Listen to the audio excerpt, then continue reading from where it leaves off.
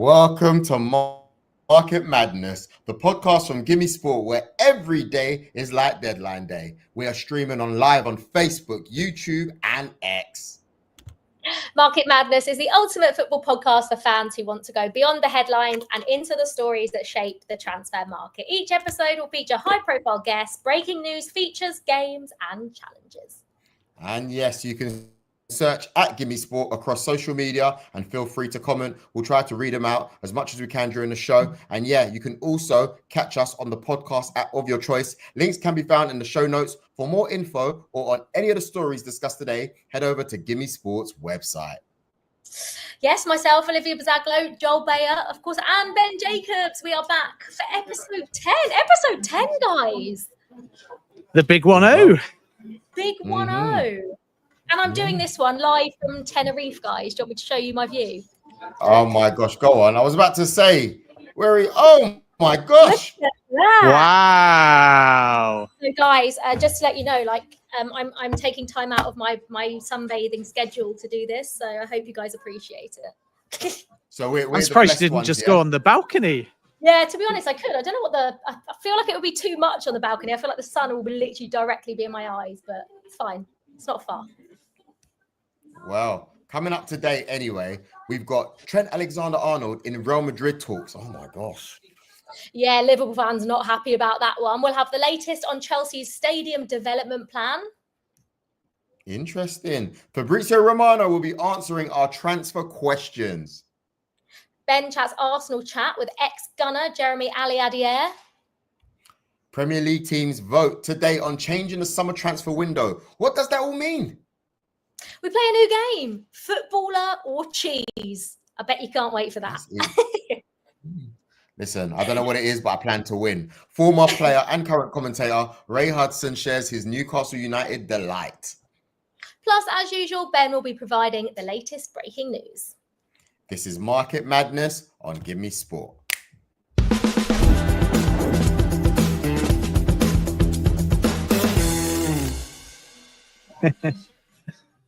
Right, we are going to start episode 10 with Ben's question challenge. Now, during the show, if you're just joining us, we like Ben to find the answer to random questions we ask him on the spot. He's got no clue. So, Ben, your question today is, what's the latest on soon-to-be free agent Angel Gomes' future, and who would be his preferred club to join this season? You have until the end of the pod to give us an answer. All right, I'm on it. And also, when I give you the answer, I might plagiarize Joel because we got to acknowledge the fact he ended that last link with a little click like that. Listen, oh gosh, that's absolutely fine. But also, just let me know on the back end if I'm getting any fees for that. But to our top story, we have to move on, guys. Trent Alexander Arnold. Ben, you are the man with the news. Please let us know what's going on. Yeah, the situation is Trent Alexander Arnold's decided to join Real Madrid, and now everything's being formalized. There's not much negotiation to do. Everything is virtually verbally in place regarding the terms, which is why Liverpool have resigned to Trent Alexander Arnold leaving. And now it's just a case of actually turning that into a pre-agreement for the summer on a free transfer. And then a secondary hurdle, if you like, although it doesn't jeopardize the long-term move, is can Trent Alexander Arnold leave early from his Liverpool contract at the end of May to join Real Madrid in time for the Club World Cup? And that will require Real Madrid, after they've sorted everything with Trent, going to Liverpool and negotiating. You would think Liverpool would be happy if the player is going to leave on a free to get him out a bit early, save on the wages. There might be a nominal fee as well, but all of that is still to be done. And then Trent Alexander-Arnold now has an interesting final few games with his boyhood club, Liverpool, assuming he comes back from injury to feature in some of them, where he will obviously have to say his goodbyes. And if the social media fan base for Liverpool are to be used as a barometer of the mood at the moment, those Liverpool fans are not happy. So Trent Alexander-Arnold off to Real Madrid. But from Liverpool's point of view, something they were perhaps resigned to from after the winter window. And now they'll turn their attention, of course, to trying to make sure that Virgil van Dijk and Mo Salah stay at the football club. So at least two of the so-called big three end up remaining at Anfield. I mean, you touched on it there, Ben. Joel, do you feel sympathy for Liverpool fans? I can't imagine you do, but... No, not just because they're not my team and they're about to win the Premier League without us laying a glove on them. I think it's mostly down to the fact that if Liverpool Football Club didn't want his services, they would get rid of him quickly. So I think sometimes there's this false sense of, oh yeah, because he grew up there, he owns them everything. Look, he's about to win the Premier League. He's won 2 Premier Leagues with them, right? In the space of his career time, a Champions League, quick corners, like he's done it all for them. If he's ran his contract down and he hasn't done it in a bad way, that's the club that should be held responsible for that. You've got 3 of your key players, arguably your 3 most important players, and they've managed to be in this contract situation. It's nothing to do with Trent. He's done what he's done for Liverpool, and good luck to him. I do agree in that the fans have got to look at the club because it is their responsibility. Like, everyone laughs at Chelsea offering 8-9-year contracts, but it does mean that Cole Palmer will probably never be in this situation. Chelsea, I don't think, would ever let someone as good as they are, their 3 best players. Alisson, maybe you could chuck in there, but those 3 are their 3 most important, or 3 of their most important. I think Van Dijk and Salah are the top 2 by a mile. I can understand. Like, if this was Reece James, right? I'm just trying to put myself in a Liverpool fan's perspective. If this was Reece James, I would feel aggrieved because this is someone that you thought would probably spend their whole career at the club. But I don't think I would be. I don't think I'd hate. Reece James has been in a wheelchair for half his time since he's broken into the first team. We're talking about a fit player. Right. If he had brought everything to Chelsea, yes, you would feel a type of way, but you would also wish him luck and be happy. I'm just trying to put myself in their shoes in terms of he is so good. He is one of our best players when he's fit. I know people have had issues with Trent, but you know what he offers. I also just think when Real Madrid come calling, when you're in your peak, you can't turn them down. I just think it's, but I do understand. I sort of get it from both points. I sort of feel a little bit of sympathy, not a lot. I feel a little bit of sympathy, but I think it should be aimed towards the club. Get off, Liv. Get off the fence, Liv. Just pick a side. Get off the fence. Yeah. But hang on a minute. Is it me, or have we got breaking news? Do we?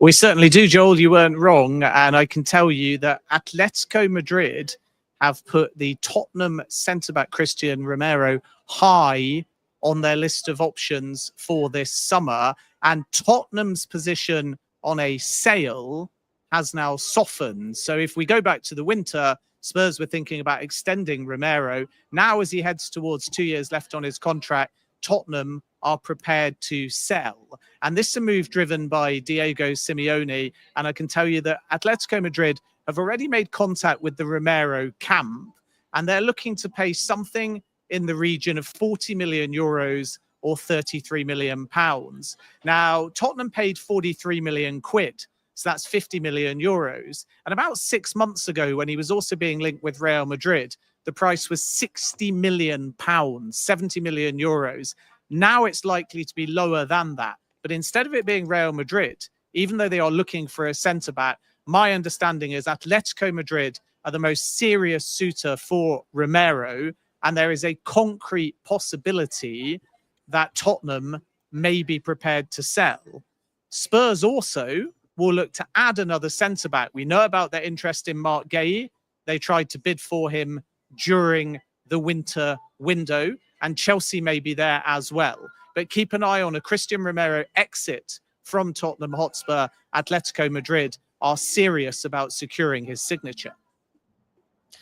Just before we move on, I would just like to say, I saw this on Twitter, so I can't take responsibility for it, but is there ever been a more suited player to Atletico Madrid than Christian Romero? Oh, Liv, I was going to say the same thing. I saw a tweet and I just couldn't agree with it more. When you think of Atletico Madrid and Diego Simeone, I think of Christian Romero being like the perfect player for them.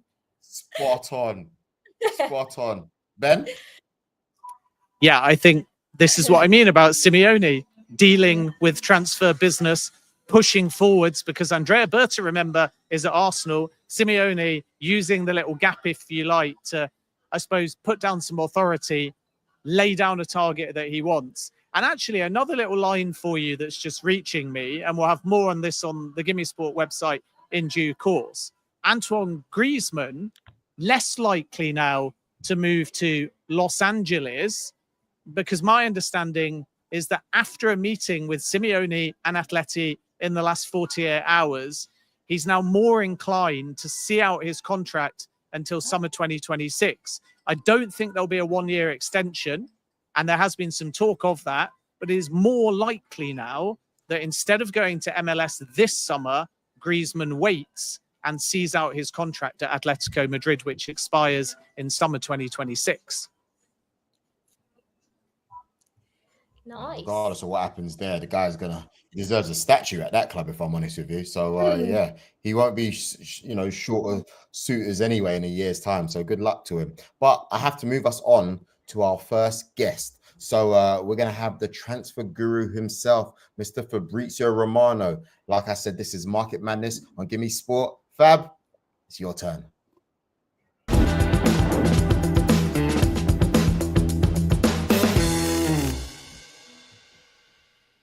Fabrizio, hello, welcome. First of all, I have to ask you, where are you? Because that tan is unbelievable. One I am very, very, very jealous of. I am in the Maldives because for me international break is the perfect time. Then the next 6 months will be quite busy, so I had to be here international break and then back to business in a few days. Have you actually taken a proper break? Proper break? Yeah. I mean, you always have to choose, So for me, break is working while I am in a nice place. So let's call it like this.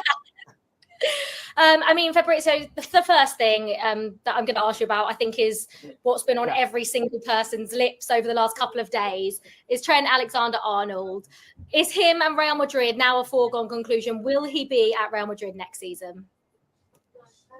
I think yes. I think we are really at the final stages of this story, still waiting for Trent to sign the contract. And obviously, when it's about free agents, it's really important to wait for that final step because everything can change in 5 minutes. But the understanding is that everything is almost agreed. It's just about the final details of the contract. And then Trent Alexander Arnold will be a new Real Madrid player on a 5-year deal. The agreement is really close. They already started exchanging all the documents in terms of official proposals. So we wait really for the final steps. Then Liverpool will be informed by Real Madrid at the right moment as soon as they get everything signed and completed. And so my expectation is absolutely for Trent to be a new Real Madrid player in the summer. It's good that the Liverpool fans have taken this well. Some of the comments on social media have been outrageous, but the one I enjoyed the most was the corner wasn't even taken that quickly, which I quite liked.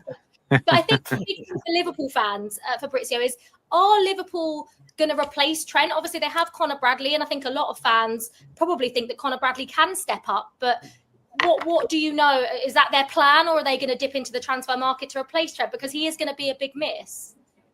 He's going to be a big miss, but they really love Conor Bradley, not just the fans. I can guarantee that also internally at the club, they are convinced that Conor can be the next big thing for Liverpool. So I'm sure they will give him a lot of confidence in the next years, I would say, because they trust him. They believe he has a big potential. He's already a very good player. So I see Liverpool trusting him. Then maybe they can add one more player in that position. It's a possibility. But don't forget that for Liverpool, it's going to be an expensive and important and busy summer already in several other positions, because I see Liverpool adding one more left back. I see Liverpool also interested in centre-backs. They made some calls in the recent weeks. Midfield and then the attacking department with Darwin Núñez, who could leave. Let's see also what happens with Luis Diaz. I think Liverpool will be really, really busy in the summer. So let's see also in terms of budget how much they want to spend on fullbacks. But for sure, they see Conor Bradley as someone who can be absolutely trusted for that position. Fabrizio, great to see you as ever. I'm glad that I'm not next to you on this screen, though. Otherwise, I would look like a vampire compared to you. There's distance, thankfully, between my pale skin and yours. Now, you mentioned the Liverpool left back. You mentioned the Liverpool left back. Let's go into that a bit more specifically. How likely at this stage do you think Milos Kirkos is to a move to Anfield? I think it's a good possibility. It's not something guaranteed. It's not something close or advanced at this stage. It's still early, so I think it's going to take some weeks and months before we understand where he's heading. But for sure, Liverpool are interested in Milos Kerkez. He's a player they like. Richard Hughes, Liverpool director, had the player at Bournemouth, so knows him so well, not just in terms of how good good he is on the pitch, but also how good and professional he is out of the pitch. And for Liverpool is something absolutely important. Then the potential of this boy, they're convinced at Liverpool that he's really one for the present, but also for the future eventually. So for sure, he made the list. He's one of the 3-4 names they're monitoring in that position. Then we have to see in terms of negotiation with Bournemouth, how much they will ask, how is going to be the eventual conversation. And also remember that Kerkez in January signed with a new agent. The agent is Ramadani, the same agent of Federico Chiesa, very good relationship with Liverpool. So that's also a point. So the interest is there for sure. Let's see what Liverpool decide to do, but I would include his name in this busy summer for Liverpool. And all the talk has been about Trent Alexander Arnold. I think, to use your quote, you said he was choice 1, 2, 3, 4, and 5, and it looks like they're going to get him. But centre-back's another area that maybe is not guaranteed Real will strengthen in, but it feels like that might be possible. Could Dean Hudson, currently in excellent form, be a possibility for Real Madrid? And if not, where else might he go? Yeah, it's a possibility for sure, because as you mentioned, they are still assessing internally whether they want to invest on a centre-back or not. The initial idea around October, November was to do something in that position. Then what happened is that Raul Asensio started performing in an incredible way, and so they have Raul Asensio with a new contract. They have Tony Rudiger, Alaba, Militao is going to return from his the ACL injury. So that's why Real Madrid decided to start waiting a bit before making any decision on a centre-back. They will decide soon, before the summer transfer window, but Hudson is a player they like. They really like the boy. He is Spanish, and that's the point. Imagine having a future pair of centre-backs with Hudson, with Raul Asensio, could be something really attractive for Real Madrid. He has already disclosed £50 million, so it's not a complicated negotiation eventually for Real Madrid. So they like the player. They are monitoring the player. There will be many clubs interested in the boy, because already since January, Chelsea, Liverpool, Newcastle, but for Newcastle it's going to be difficult. Bayern also, don't forget about Bayern. All these clubs started calling the agents of Dean Hudson to be informed of the situation. So I think it's going to be quite crazy race for this boy. But Real Madrid are interested. Then they have to decide internally whether they want to invest on a centre-back or not. Fab, it seems like I ask you often about this one, but the pursuit of Zubimendi, how is that looking like for Arsenal? Look, it's still a good possibility, and it's still one of the top names on Arsenal list. Is a conversation started around end of December, beginning of January for the summer. It was never for the January window. And so Arsenal already made some progress a few months ago. Now there is a new director in charge, Andrea Berta, who already signed the contract. So everything will be official soon. And Andrea Berta will take care of this process with Zubimendi, with Real Sociedad, with the agent of the player. He has already disclosed, but with that kind of clause around 60 million euros, you always try to negotiate and to find maybe a different way in terms of payment structure. So that's what Arsenal will try to do. But the conversation is ongoing for Zubimendi and Arsenal. Then we know what happened 1 year ago with Liverpool. The boy had possibility to go to Liverpool, and he decided to stay at Real Sociedad. So Arsenal are very careful till the end of the story, but they remain interested in the player. And then there are these links about Real Madrid. I think these links are because of Xabi Alonso. Xabi Alonso is a big fan of Zubimendi. 1 year ago, when Xabi Alonso was close to joining Bayern, and then he decided to stay at Leverkusen, he already told Bayern at some point about his appreciation for Zubimendi. So imagine how much he likes the player. I think this is why we have many rumors about Real Madrid, because eventually, if Xabi Alonso will be new Real Madrid coach, that could be a possibility. But at this stage, Arsenal are still working on the deal. Oh my gosh. Well, what about Arsenal and Spurs?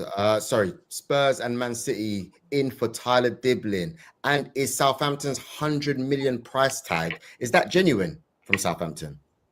Yeah, it's true. It's true. It's what Southampton wants. Then, there is still 2 years left on his contract. So let's see also was the player position, the conversation at the end of the season between the player and Southampton. But as of today, this is what Southampton want.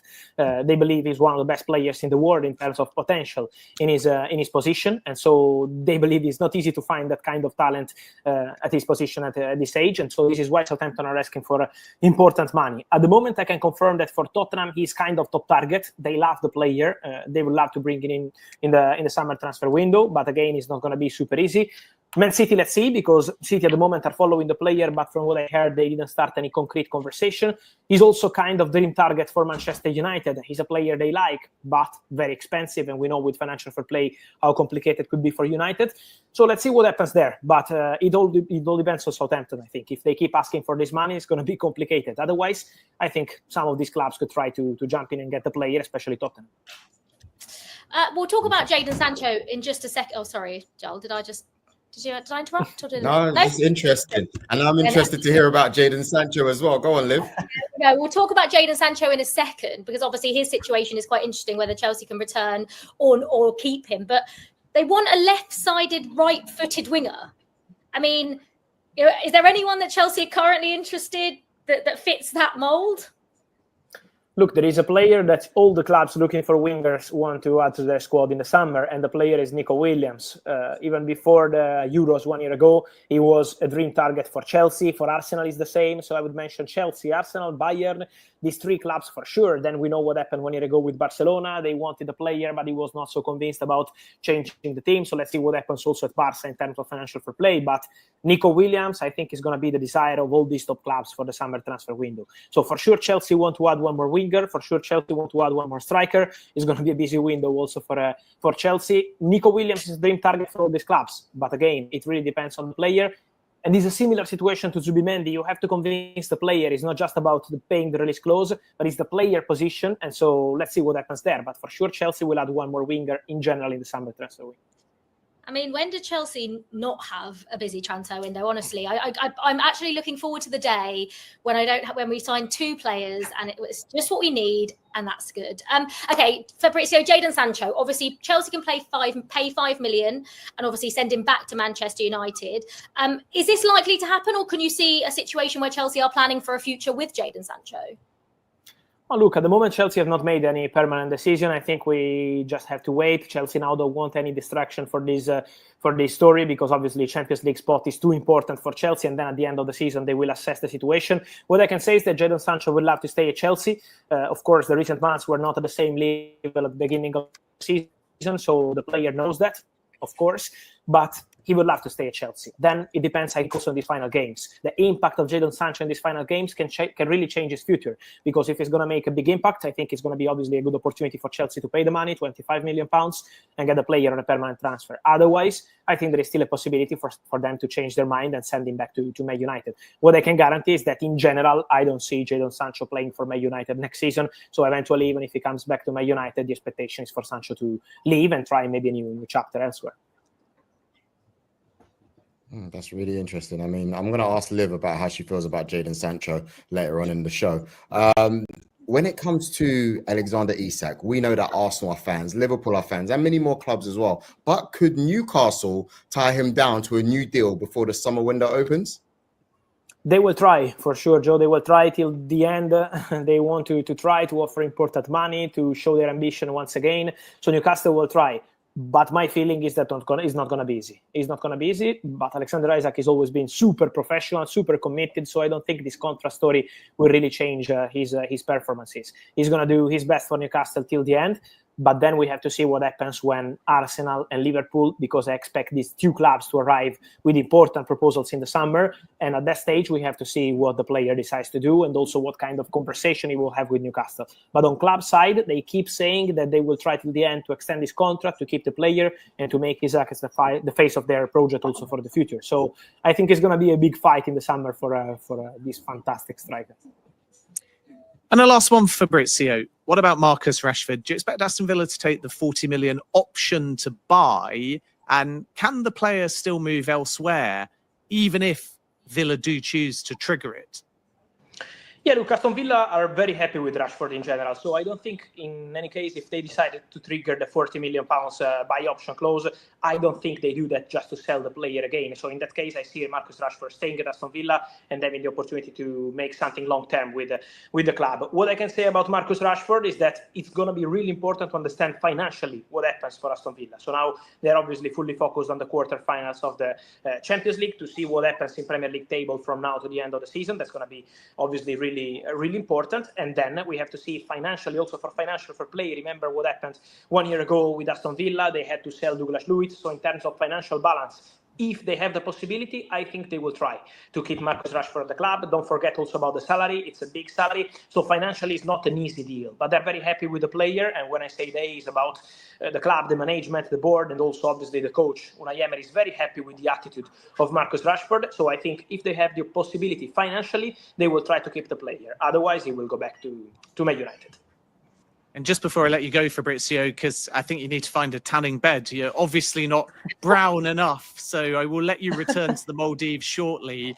But spoiler alert, a little bit later on the show, we're playing a game with Joel and Olivia, which is called Footballer or Cheese. And the concept is basically you hear a name and you have to guess if it's a footballer or a cheese. And I know that Joel and Olivia are going to be rubbish at this game. So I'm going to have you set the standard by asking you 2 quick questions. You're going to nail this because you know your footballers, you know your cheese. So here we go. Of course he's going to know cheese. Absolutely, but that's what I mean. But that's setting the gold standard. So it's okay. It's going to be too easy for him. It's going to be too easy. I promise you he's going to get both of these. Question number 1, Fabrizio Romano.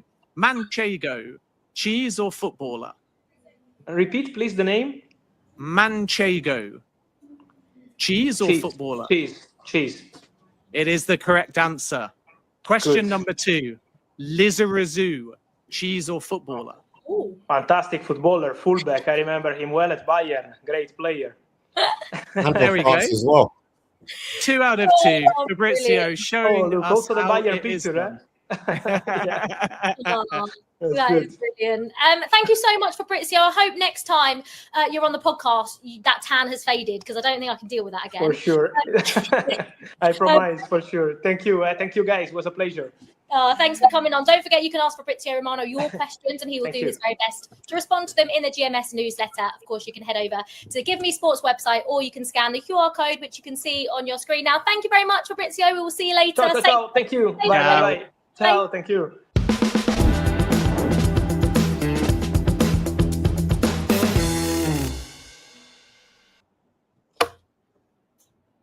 It was great to hear from Fabrizio there. What? What an outro to Fab. Like, everything was all going well, and then you took a sniper. How was that? Why? Anyway, should we move on? Let's move on. We've had the click. We've had the sniper. I think Ben, you just mentioned the click. I think we might be having the click again because I think you might have some breaking news. So Joel.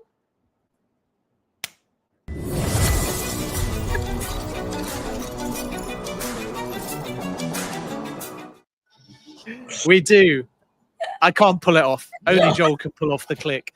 Yeah, this news pertains to Southampton, and my understanding is that Ivan Juric is expected to leave the club, whether they stay up, which is obviously a big ask, or go down. And there's a break clause in his contract. And Southampton are already exploring other managers. And I can reveal there's 2 concrete names on their short list. One is Danny Rowe, who's at Sheffield Wednesday, 35-year-old. And Rowe is not prepared to engage with Southampton yet because there's still a chance Sheffield Wednesday might make the playoffs. But when the appropriate time comes, and if Sheffield Wednesday don't go up, then there is a realistic chance that Rowe moves to Southampton. And one of the reasons for that is because Southampton were very serious about Rowe even before they appointed Juric. Rowe has a release clause of up to £5 million, which is relatively steep, but Southampton would be prepared to pay it.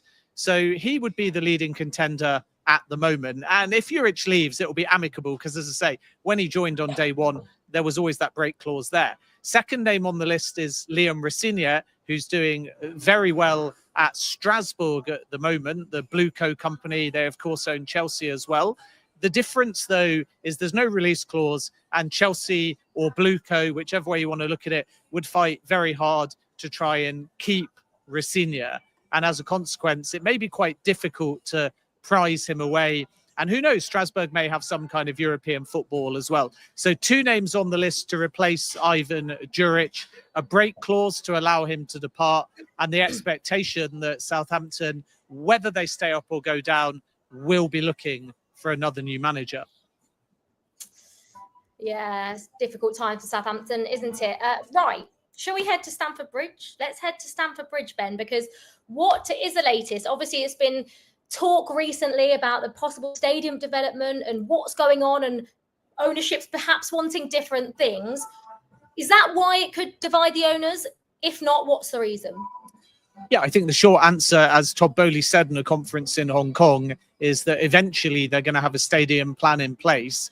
And if Todd Boehly, Mark Walter, his business partner, also a controlling owner at Chelsea, and Clearlake Capital, which is essentially Jose Feliciano and Bedad Egbali, if the Clearlake side of the club and the Boehly part of the club can't get on the same page, then a natural parting of ways could be the end conclusion. But we should point out that Todd Boehly also said that there is some alignment as well on the football side of the project.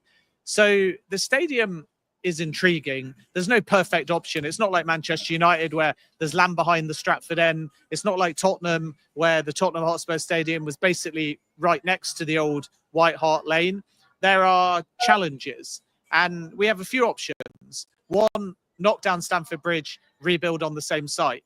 Two, use the wider land around Stamford Bridge, including the so-called Stoll site, which Chelsea purchased for £80 million. Three, stay on the Stamford Bridge site, do stand-by-stand renovation. I think that option has virtually been ruled out now. Or four, make a very audacious and ambitious play for Earl's Court. But Earl's Court Development Company have got their own plans for development. It doesn't include a football stadium, and you need the CPO approval, who effectively control the trademark for Chelsea FC. And if they say, no, we're not in favour of the move, then you'd move there, but you can't be Chelsea FC, which basically takes that option off the table as well. So right now, I can tell you, Todd Boehly favours Earl's Court. But even if everyone at the football club wanted to move in that direction, it's very difficult because there's another development project. And Clearlake Capital are still assessing all options. The CEO of the football club and the president of business, Jason Gannon, is leading the task of finding a solution. We might know more when it comes to summer. But I think, Olivia, the other interesting thing here is that when Todd Boehly was speaking, he never said Blueco once. He said my sports empire with Mark Walter. And that empire is about Chelsea. It's about the Dodgers. It's about the Cricket 100 franchise, whereas Blueco is Chelsea specific, football specific, and slightly different. So what we may see is not just a debate over where to build the stadium and what it looks like. We may also see a point of contention where Boehly's thinking multi-sport and Clearlake are only thinking football. And if they can't get on the same page, there's likely only one solution. Clearlake don't want to leave, so Boehly may eventually have to depart. And that's what he alluded to in his interview in Hong Kong. Wow, man. Listen, Liv, there's so much going on with your club, which makes me happy. But I want to know your thoughts. How do you feel about it all? I don't want to leave Stamford Bridge. Like I love it. I always have loved it. But I also don't want to play at Wembley. I also don't want to play. I just want there to be a situation where we can stay at Stamford Bridge, but we don't have to travel to Wembley every single week. I just don't think I've got that in me. I don't know if that makes me a rubbish fan. I don't know. But it might be Twickenham though, Liv. I could deal with Twickenham. I don't mind Twickenham, but but Wembley, no, that would just annoy me too much. But if you ask me, I haven't read too much into. I'm a fan that very much sits on the outside and doesn't really get involved in anything like ownership debates and stuff like that. To be honest, it's mainly because I've been on holiday the last 2 weeks, so I haven't really been involved. But I would choose not to anyway. My preference is that I would rather stay at Stamford Bridge because it's all I've ever known, and I think it's Chelsea. So that would be my preference. Makes sense. There's a sentimental approach. So even though you're still using Fulham's underground. But what about Jadon Sancho himself? Look, this has been very interesting. And I'm a little bit happy because obviously you guys have loaned us Raheem Sterling and it hasn't really worked out. So for me, this is what you get back. But talk to me about your thoughts on the Sancho situation. I did warn you, Joel. I did warn you, and you didn't listen. I did warn you, I have to say. No, I think Jadon Sancho's one is a difficult one. I think Chelsea don't have that many wingers. Obviously, the whole Mudryk situation hasn't been resolved. We still don't know what's going on with that. Madueke's injured, and Neto's been good, I think. But I think Chelsea still lack there, which is why Fabrizio said that they want a left-sided, right-footed winger. I don't know if I've seen enough personally to warrant paying for him, but then you think of like what people are going for in this day and age, and that's 30 million, 25 million for Jadon Sancho just seems like too good not to pay. if he does go back, I can see him. I don't think he'll hit. I think his Man United career is done. I think he'll probably go to Dortmund, which he thrived at twice before and probably would a third time. But at the moment, I'm really like in the middle. I don't think I've seen enough, but that transfer amount is just too little, I think, to then say no to. So basically, Joel, I'm just sitting on the fence and I don't actually have an answer for you. Okay, no, that's absolutely fine. That's absolutely Would you fine. take him at Arsenal, Joel? Oh, that's a good question. That's a good question. I would, funnily enough. But I would, because there's a dream that you attach with Jadon Sancho, that you just kind of want him to come. You think you're going to get Dortmund Sancho, but the reality is, with the way our players run and we work hard going back and forth, he probably wouldn't suit, would he?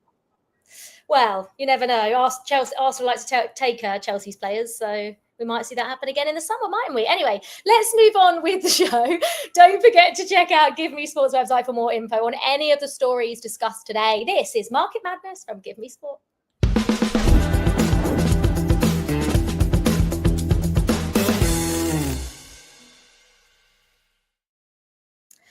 Now, if you've just joined us, then you've missed a Trent Alexander Arnold chat. Fabrizio Romano is here to tell us the latest on that. He thinks it's basically a done deal, Trent to Real Madrid. We've discussed the Stamford Bridge redevelopment plans, but do not worry. You can watch the show back on Give Me Sports YouTube channel a little bit later on whenever you want, or you can listen on your podcast app of choice. All you have to do is search Market Madness.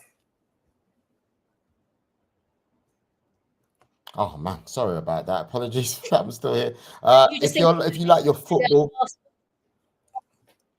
you know what? It's a bit. My connection is a little bit delayed, a little bit funny. So apologies. What did you just say, Liv?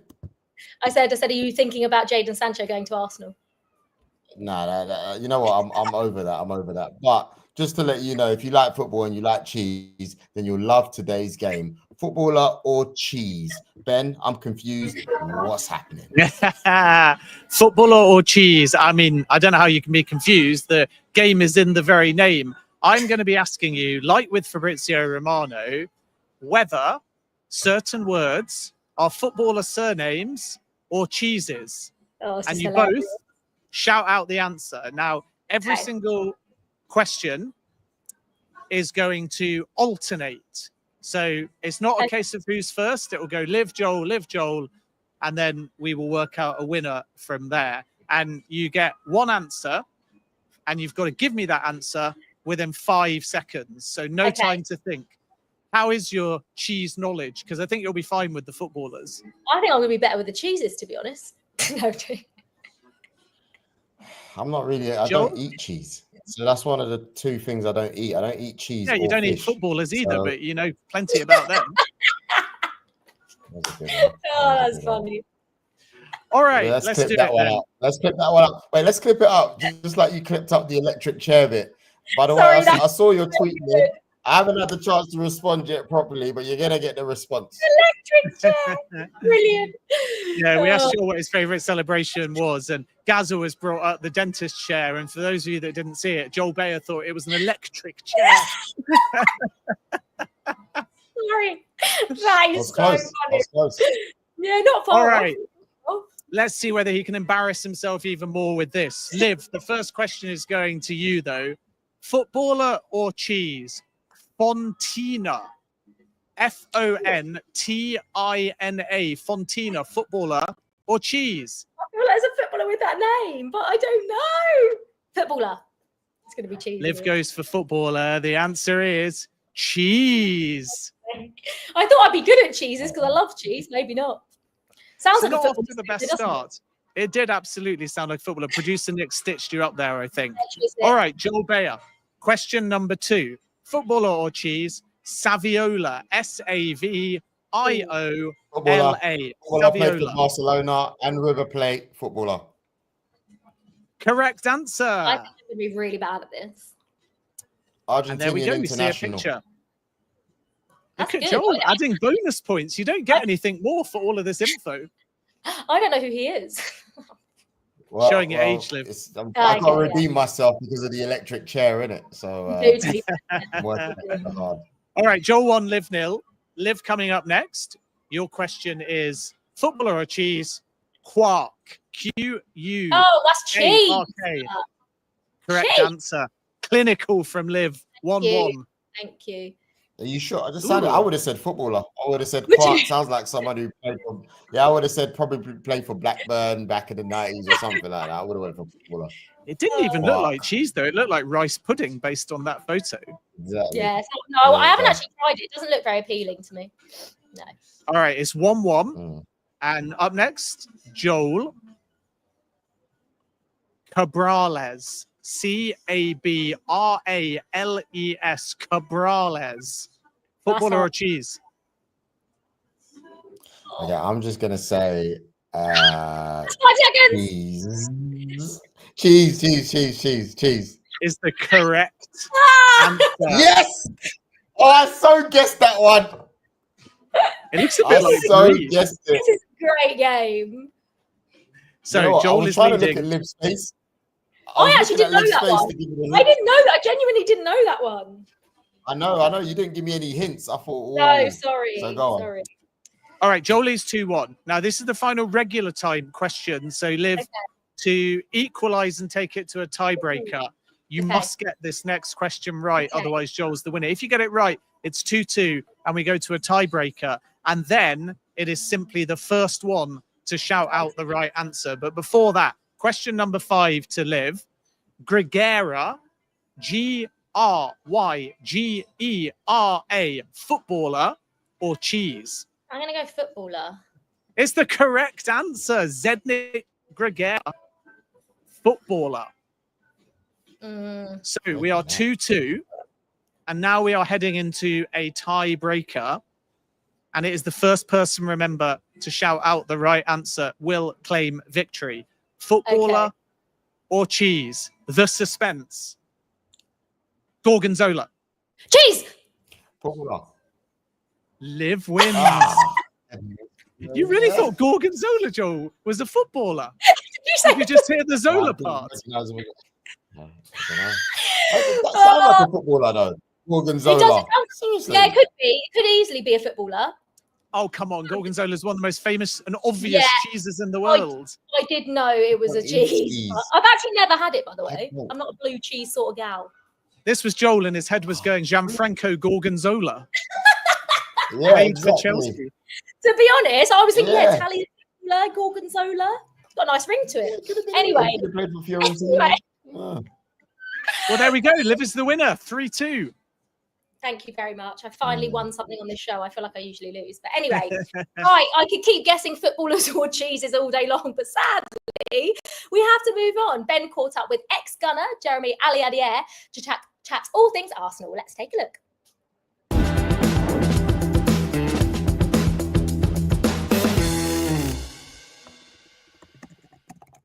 Jeremie, good to see you. Thanks for joining me on Market Madness. Only one place to start, and that's your thoughts on Arsenal's season so far. And is the Premier League title race over?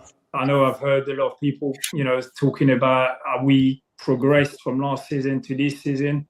Obviously, if you just look at numbers, you just think that no, we haven't, because we, far away from Liverpool. But I think there's been so many circumstances this season with injuries, with VR decision as well, that haven't gone our way. So I think in terms of luck, we haven't been very lucky compared to maybe Liverpool, as I just mentioned, who in terms of injuries have been quite fortunate. And obviously disappointed, because I'm really expecting us to be closer in terms of challenging for the Premier League. But, it's so tight, and you've got so many details that come into play over a full season. You need things to go your way as well, and I think things hasn't quite gone our way this season. And you've got to give credit to Liverpool as well. They've played amazing football, and they look like a very, very strong Premier League winner at the moment. So you've just got sometimes look at who you've got against and recognise that they've been a better squad and better team over the season so far. What have you made of the makeshift number 9, Mikel Merino? He's obviously doing the best he can do, isn't he? But when it's not something natural to you, you do end up coming back into certain position that you feel more familiar on the pitch. And as a midfield player, you seem sometimes drifting from that central forward position, coming back in midfield, because that's all he knows. That's why he's been, playing since he was a young player. So you just feel that obviously he's doing the best he can do. He scored 2 great goals against Leicester, but over a period of time and a lot of games, obviously you do feel that you miss a proper striker, a proper number 9. Of course, Arsenal widely expected to add a new number 9 in this summer's window. Who would be your pick, Alexander Isak or Benjamin Sesko? Isak for me all day long. I think we've lacked of runners behind runners, like making run behind defenders, going pretty quickly in terms of transition. I think we've been lacking of this at Arsenal for quite a while now, where we do work very hard to get the ball back, and we do get it, and we lack of that instant striker that make the run quickly where the space is. I feel we're quite predictable. We take a bit too long to go forward, and then we give too much time for the opposition to get back into shape. But that is because, for me, the lack of a quick number 9 who will be ready to just go and make that run over the defense, over the top. And so I think Isak for me is the best. I like Watkins as well, who I think is one of that kind of similar style player. And both played in the Premier League, so there won't be any adaptation time which you could have with foreign players that come from abroad. Now, if we move on to you, I can see behind the framed Arsenal shirt. Is that from the Invincibles season? It is. Yeah. So tell me the story behind that. Is that a match-worn shirt? Was that the final game of the season? That actually, it's not the final game, but it's one of the match shirts. You know what? It's just something at the end of your career that you just look for stuff. During your career, you get asked by so many people to, can I have your shirt? Can I have this? Can I have that? The kick man, this. And then you don't really stop to think. You just give to people. And then it's when you retire and you just think, I love to frame a few of my shirt. Can I find one from that season? And that was the only one I had left. So I wouldn't be able to tell you what game it was, but I just know it's from that season. So, so I just made sure I never gave it and kept it nice to be able to frame it. Do you think in the modern Premier League era it will ever be possible for a side to go unbeaten through a whole season? I personally don't think so. I just think the competition is so much tougher in terms of the number of clubs that are competing and challenging. That I don't think it'll be ever done again. But I might be wrong. I hope I'm not wrong. So that means we'll be the only one that ever done it. But I just think it's so difficult to just go unbeaten with all the top clubs that you've got now, and even the one fighting for relegation, who's supposed to be the weakest club in the Premier League, it's still very tough games to go. When you look that we've lost against West Ham at home, it's like, no disrespect to West Ham, but home game, if you're challenging for the Premier League, you should expect to at least not lose. If you have a bit of an off game, you might draw but not lose, and you just end up losing. For whatever reason, it happens, and I think it happens much more this day and age now. I just want to get some broader thoughts about your overall time at Arsenal. Maybe when you arrived, there was a feeling you could become the next Thierry Henry. It didn't quite work out that way. How fondly do you look back at your time at Arsenal or assess that spell in your career? Very proud to have been part of that team and to have played with such a fantastic players. In personal, obviously, that's why I've left Arsenal, is because I was not playing enough. I think now being more mature and older, you just realise that I was maybe psychologically not prepared. My personality worried too much fear over what the others were thinking, too much respect maybe for the lack of Thierry, Denis and all them guys, too much respect in terms of like I never felt I was good enough to, to take their place. And maybe I needed to be a little bit more arrogant, a little bit more self-belief. Also, injuries never helped because, at 18, I was out for 6 months with a hernia operation. At 21, done my cruciate. So, it's obviously quite big time out of playing and progressing. So yeah, I think it's a bit of a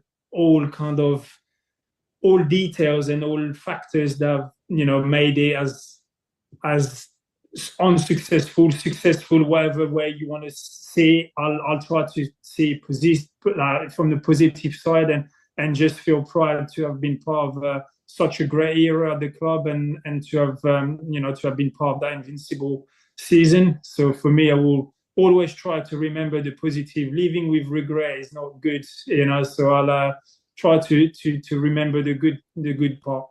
And just finally, Jeremie, away from Arsenal, you did go back to France and have a spell with Lorient, but you had the chance to join Olympique Marseille. And from what I understand, the move was very close. Why didn't it come off? And what was the story behind its failure? Well, I went back to Lorient. I had a great time, great season, scored a lot of goals, felt like I was reborn again, kind of, when, everybody looked after me, played for me, wanted me to score. I just felt free. Then Marseille came. I was happy to go. And 2 days before the transfer window closed, they said the deal was done. We've agreed. Everything was all done and dusted.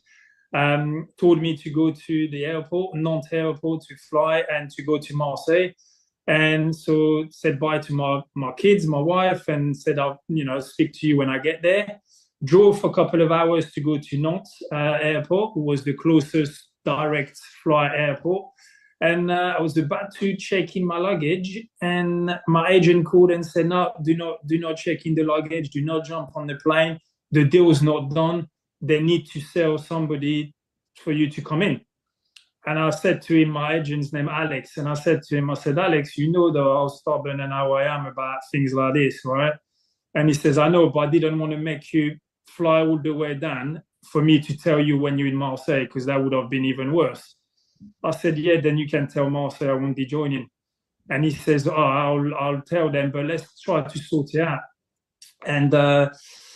And unfortunately, my stubbornness I just went back home that evening, and the next day they wanted me to fly because they've sold that player and the deal was done then, and I just refused to go.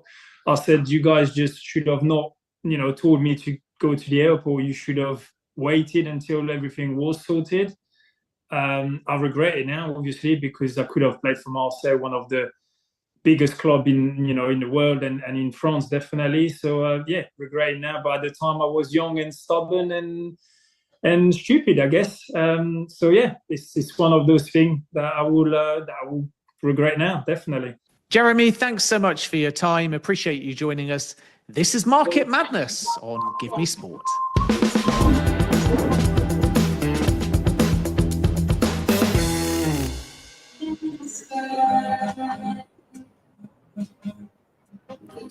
Mr. Ben Jacobs, where was your French? Il est où ton français? Hein? Je parle français un petit peu. Un petit peu, mais il fallait ajouter encore. Again and again. Next time, we'll do it in French with English subtitles. I'll sit out that one. Thank you very much to Jeremie, who was speaking to us on behalf of Betting Tools. Yes. And also, Premier League clubs voted today on a change of the transfer window. Ben, are you going to let us know about that during the course of the show? Yeah, I can let you know now about that. So this was a vote by a show of hands, and the summer window for Premier League clubs is going to open on the 1st of June and then close on the 10th of June. And after that, 6 days will pass. Then the window will reopen on the 16th, and it will run all the way through until the 1st of September. And the reason for that is because FIFA windows can only be 89 days. And the clubs decided they didn't want to shut their window any earlier than rival leagues in Europe and also in Saudi Arabia. And the reason for the 1st to the 10th of June is because FIFA have granted a so-called exceptional window that every single country has to decide if they're going to take. And it will allow clubs at the Club World Cup to sign players before that tournament starts on the 14th of June. But it's not just eligible for Club World Cup entrants. So now every Premier League club can use the 1st to the 10th of June. Then there's a brief gap. Then the window reopens on the 16th of June, all the way through to the 1st of September. And again, the reason why it opens, closes and opens is because a window cannot run longer than 89 days. So there's effectively 2 summer transfer windows with a brief gap in between. And that's good news for example, Chelsea, because Dario Asugu will play at the Club World Cup, Kendry Paez as well. Esteval William will be with Palmeiras rather than Chelsea.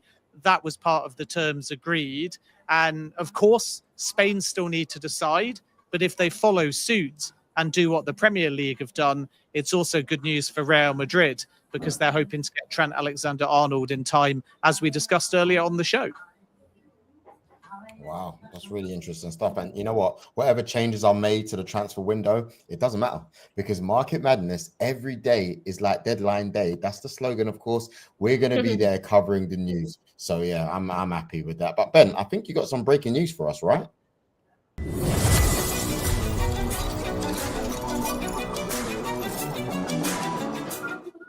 As you say, every day is like deadline day. And I can tell you that Al-Nassr are preparing a bid for the West Ham attacker Mohamed Kudus, and it's expected to be in the region of 100 million euros. Now, there's a long-standing Al-Nassr interest. In the winter window, they bid 90 million euros for Karu Mitoma.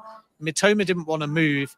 Brighton didn't entertain the offer, and it's not thought that Mitoma's position has changed. And late in that winter window, Nasser made contact with only about 48 hours to go with the Kudus camp, but nothing was possible mid-season. Now my understanding is that Al-Nassr plan to return for Mohamed Kudus, who has somewhat historically been linked with Arsenal as well. I don't think anything is going to develop between Kudus and Arsenal at this stage. They've got other priorities, but keep an eye on Al-Nassr and Mohamed Kudus, because the expectation is that a big bid is incoming.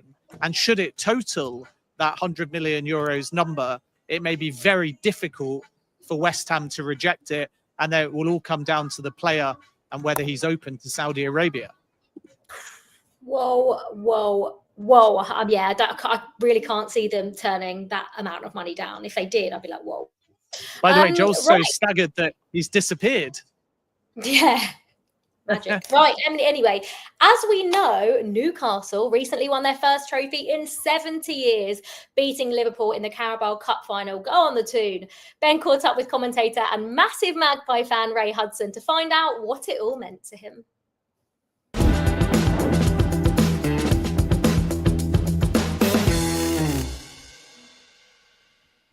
Delighted to say that sports broadcaster and commentator Ray Hudson joins us now, ex-Newcastle United player known as Rocky. And indeed, away the lads. Ray, we're going to be speaking all about Newcastle and that League Cup win. But first of all, thanks for joining us. How are you? You're welcome. Wonderful here in Fort Lauderdale, Florida, the Venice of America, Ben. A beautiful, beautiful day. So life's good, yeah.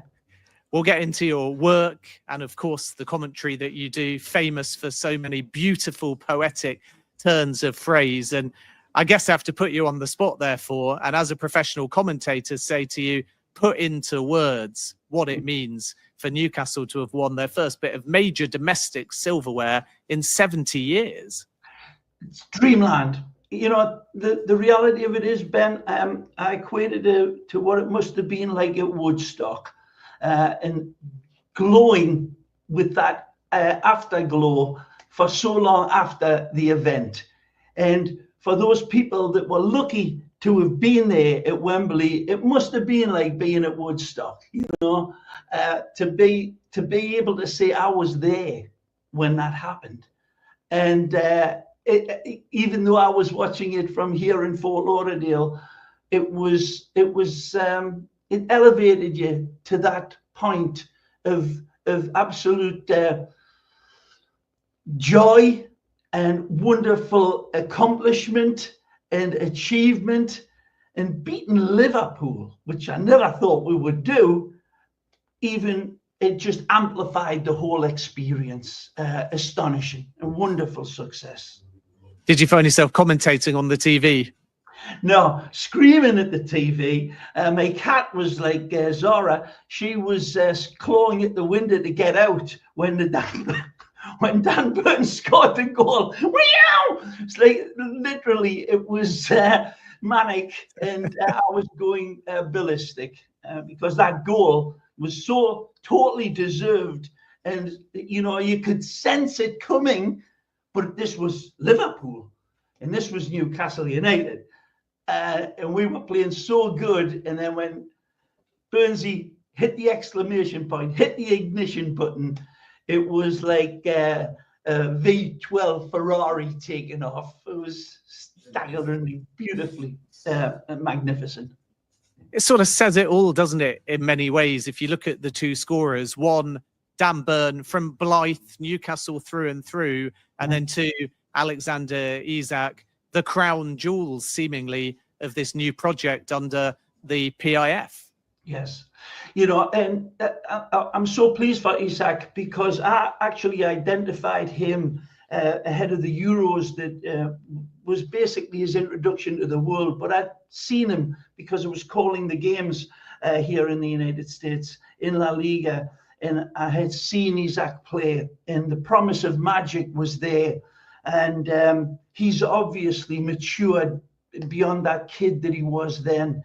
And it was amazing. And I felt so good for him, because it was as if, I had seen what the promise, when they signed him, when Newcastle signed him, I honestly not sure how many people would have known Alexander Isak at that time. I really question, the majority of the Geordies would have thought, oh yeah, maybe, yeah, I've heard of him, one of those sorts of situations. But when he came, he's been starburst ever since. And of course, the Dan Burn story is one for the ages, and local lad done good and all of that. And to have been in his heart, in his soul, then every Geordie would have been. I know what it's like, because I scored my first goal for Newcastle in the opening season against Derby County at St James's Park at the Leazes End, and I nearly jumped over the Leazes End when I scored for those black and white stripes, especially when you've grown up in that area. It was a privilege and an honour for me, and Dan said it exactly the same thing. Yeah, Berners from Blyth, you were born in Hexham as well, so you're Geordie through and through. Yeah. Put into words what it means to be a Geordie and to have played for Newcastle United.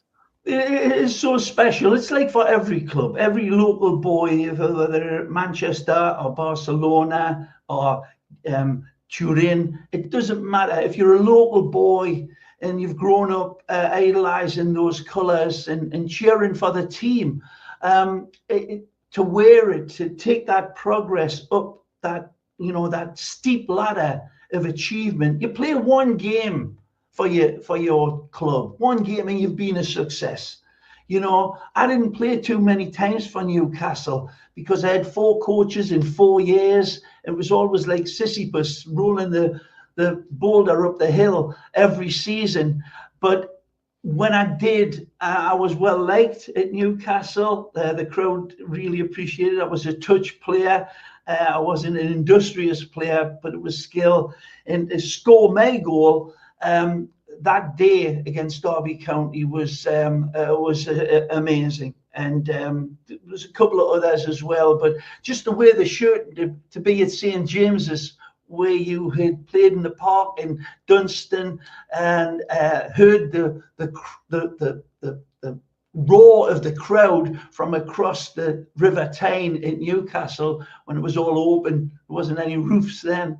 All of that comes back to you in a wonderful, pristine rush. And that's what it was like. It's incredible then. So how'd you get the nickname Rocky? Well, they had 3 we had 3 players playing in the reserve team at the time, and the coach would be shouting, Ray, get back, Ray, do this. And the 3 of us would stop and turn and look around. So this day at half time, the guys, the coach said, we got to get this sorted out. Have you got a name, Ray? You got a nickname of anything? I says, no, not, and I didn't. I says, but my sister, whose picture you can see there right behind me, Pauline, the kids at her school used to call her Rocky because of Rock Hudson, the famous movie star at the time. So that's, I says, my sister was called Rocky. He says, that's it, that'll do, you're Rocky. And it's stuck ever since. Well, it's a fantastic nickname, that's for sure. And if you think back from the kind of 70s when you were playing all the way through until now, you mentioned Isak. We know the quality in this Newcastle squad, but of course it was there under Kevin Keegan and long before that as well. So who do you consider to be your Newcastle idols, or 1 or 2, in your opinion, of the club's best ever players? Well, you know, it goes back to my playing days when my idol was a player, Scottish international called Jimmy Smith, Jinky Jim. He was the king of the nutmegs, and he was a fabulous touch player, visionary touch player. The weight of his passes were measured down to the gram, and he had a wonderful gale and a languid style about him. Not the most industrious. The ball seemed to come to him, but he was my idol. And the first time when I got to Newcastle as an apprentice, when we were called apprentices back then, you had to polish the boots, clean the stands, and then you trained in the morning and afternoon. It was slave labor, is what it was. But I had to do Jinky Jim's boots, and it was such a pleasure. It was such a privilege to do Jimmy's boots and clean them. And there was 3 other players ahead, but Jinky's was, he was just a wonderful, wonderful player, similar to like a Juan Román Riquelme type of player, or a Sergio Busquets in a way. I called Busquets the art of slow, and that's what Jinky had in him. It was a crowd favorite. Everybody loved it when Jinky got the ball. One real quick thing, when Gordon Lee took over at Newcastle, the coach that went on to coach Everton, I was scrubbing the bath this day at St. James's Park, and the communal bath, and he says, what's your name? I says, Ray Hudson. He says, oh, Rocky, I've heard of you. He says, who's your favourite player? He says, oh, Jinky Jim, Jinky Smith. He says, how many goals does he score? I says, I don't know. He says, yeah, that's why he's not going to be a good player. I couldn't believe it, you know. It was my idol, just ripped down like that. But I never stopped loving Jimmy, and he's still alive to this day, and rest, you know, God bless him. And if we sort of look again now at Newcastle United, what are they actually capable of? Is this first major piece of silverware in 70 years the start of, if you like, the PIF-led era of dominance? Are they going to qualify for the Champions League this season? Can they win the Champions League in the foreseeable future? And are Newcastle United in our lifetime going to win the Premier League? Yeah, honestly, Ben, I can't imagine that dream coming true in my lifetime. I'm a 70-year-old now. I just turned 70 on Monday. It's a wonderful dream, but the achievement of that success it's such a steep ladder. There's no escalator to the stars. The process now is far different to when Liverpool were winning all of their Champions Leagues and the great Milans. We cannot even spend the money. We're the richest club in the world, and we cannot spend and I understand the rules, and it's working. It's good that, you know, a new ownership, for how you think about PIF and the Saudi Arabian ownership, we've followed the rules. We've been adhering by all of that. but it limits us. So the shrewdness and the manipulation of the transfer market is a hell of a thing to lasso around. I'd love to see it, but I think if we get into the European Champions League next year, we could go onwards and upwards. But I think it's going to take an awful lot.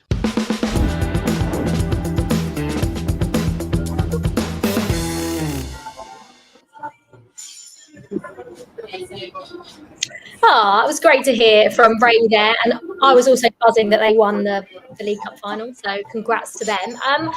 Just before we move on, Ben, there is a question. Arsenal for Life has got in touch saying, hello Ben, are Arsenal signing Sesko and one other attacker, or Ekitike with one other attacker? Yeah, Hugo Ekitike is doing very well at Frankfurt, and I'm actually told that might be one to watch again for Newcastle. They tried for him historically, but weren't able to agree a deal because there was a fair amount of negotiations due on the player side, particularly relating to bonuses and also agent fees. But I think Newcastle might still be there. A reminder, they want to keep hold of Alexander Isak, but still could add a striker because naturally Callum Wilson could depart too. And if Wilson goes and Isak stays, they'll want a young attacker. I'm not aware of too much at this stage between Arsenal and Hugo Ekitike regarding Benjamin Sesko. Up there, high in Arsenal's thinking. He has a variable release clause, which at the moment is around 70 million euros. The better he does, the higher it goes between now and the end of the season. But what I can tell you on Benjamin Sesko is if Arsenal choose to progress with that, the feeling within Arsenal is Sesko will pick Arsenal over Chelsea and Manchester United, and in fact did endorse the Arsenal pitch and project 12 months ago, then took a secondary decision. It was better to stay at Leipzig, but effectively he told Arsenal, if I leave, you're my number one choice over Chelsea, who will be there again for Sesko this summer, and also Manchester United. It remains to be seen whether they choose to progress with Sesko because the finances, like with Victor Osimhen, Victor Gyökeres, are very high. So Arsenal and Sesko want to watch. We know that Alexander Isak is the dream target.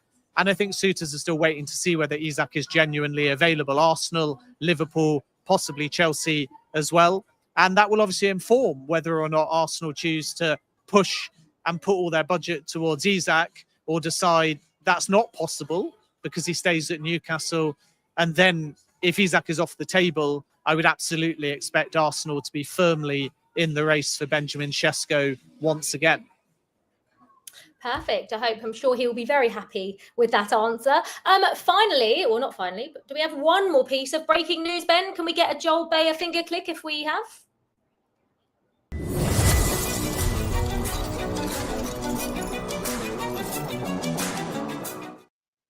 Yeah, this relates to Andrew Omobamidele, who's at Strasbourg at the moment on loan from Nottingham Forest. Now, Strasbourg have got an option to buy, and Omobamidele has had a Achilles issues. He hasn't played that many games, only 4 times, in fact, in Ligue 1, and is sidelined at the moment. So first and foremost, Strasbourg are going to make a consideration as to whether or not they want to keep the player, and it's in their hands. But given the injury, and it's very difficult, of course, when you're out for a long period of time and you're also on loan to settle, there may be a window of opportunity for other suitors. And if Strasbourg don't choose to sign the Forest centre-back, keep an eye on Leeds United. Because shortly before Omobamidele went on loan to Strasbourg, Leeds were right there. And the good news for Leeds United fans is that my understanding is the player is open to both Championship or Premier League, which means that if Strasbourg don't proceed, then Leeds will feel whatever division they're in, they can still potentially sign the player. And Nottingham Forest are prepared to sanction a permanent sale for under £10 million. And the appeal to Leeds of Omobamidele is that he can play centre-back both sides, defensive midfield or right-back. And because obviously Archie Gray went to Spurs, Leeds would quite like a versatile defender who can play centre-back or move right-back. The other thing I would add is this is not in place of Nico Elvedi, who I exclusively revealed was a Leeds target. And that profile is also a centre-back, but a centre-back left-back. So Leeds are prepared to add centre-back right-back in Andrew Obamidele, one of their options, and still Nico Elvedi as well. And both players are likely to be available for just south of 10 million, maybe around the 8 million mark. So Leeds, I think, will be busy, but with many of their targets, they've been waiting because they want to know what their division will be. But with Andrew Obamidele, if it turns out, and I've butchered his surname enough times now that I'm going to wrap this one up. If it turns out that Leeds don't go up, they could still proceed with this one. So keep an eye first and foremost on Strasbourg, but also on Leeds United, because I don't think there's a scenario where he'll just return to Nottingham Forest. And like I say, Forest are prepared to sanction a sale this summer.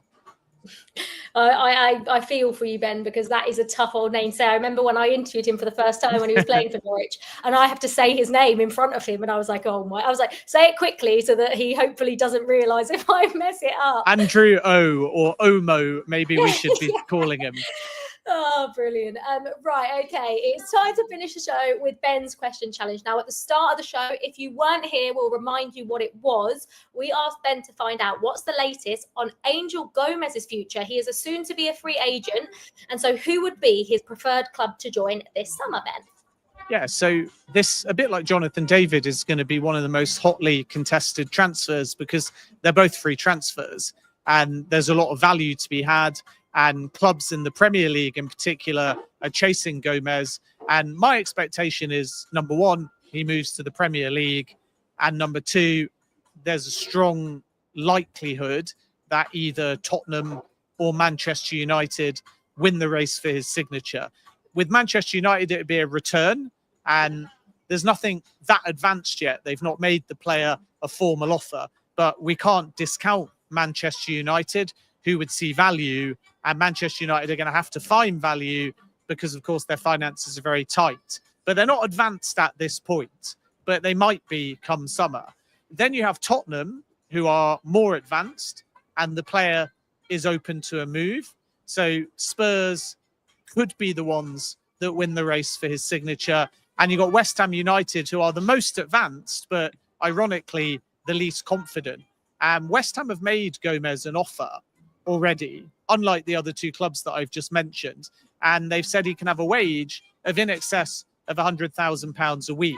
But the feeling within West Ham is that they will lose the race to another Premier League suitor. So Spurs, Manchester United, and also potentially West Ham, but something major would have to change. And my expectation, even though there's interest in Germany and in Italy as well, is that Gomes will end up back in the Premier League this summer on a free transfer.